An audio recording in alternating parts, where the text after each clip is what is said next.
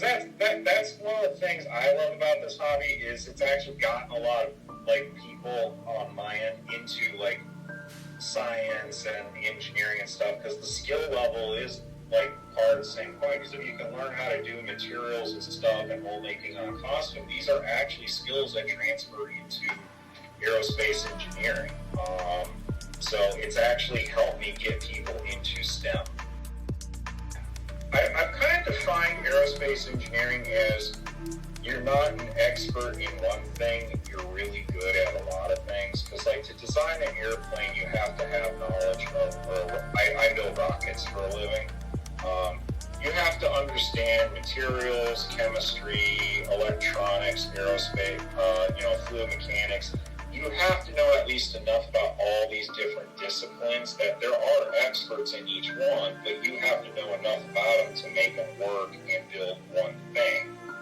And that's also where I got into costuming, because it's like, I make no claim on the best, but, I've gotten good at vacuum forming, at mold making, casting, at 3D printing, sewing I'm decent at, and so I've got a skill level in all these different costume disciplines that allows me to build, these complicated things like spacesuits and whatnot. The Star Wars prequels were coming out, and my freshman year, episode 2 had just come out, and I found this website, because I had internet for the first time, called The Dented Helmet. It's about the people who do like Boba Fett, and they're going over how you make the armor out of like Sintra and the jetpacks out of paper mache, like if you're on a budget, because I had like $50 to work with. I made Jango Fett for Halloween in my dorm room, and it definitely wasn't great or anything. It had like painted cowboy pistols and whatnot, but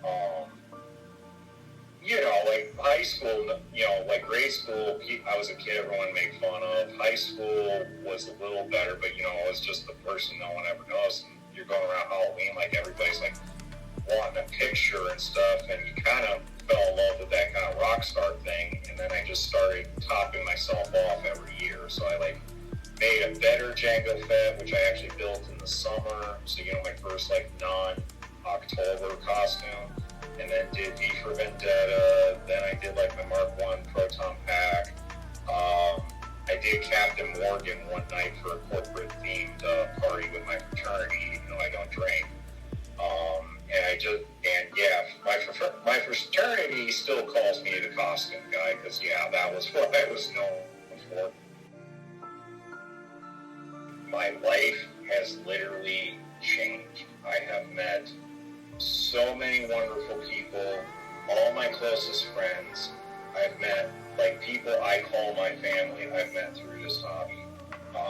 I've learned to be a better engineer because of this hobby. I've learned to actually get out and talk to people because of this hobby.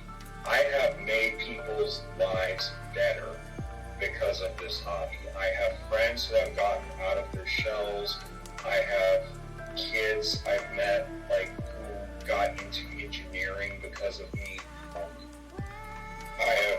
This hobby has literally changed me and defined me, and it saved my life, because that's how I found out I had cancer. I had this growth on my hand, and all the doctors said, don't worry about it. It's not unless it gets like really big or starts hurting, don't worry about it. And I'm like, I'm going to a convention. I don't want this bump on my hands showing through the costume's glove. I just want it off.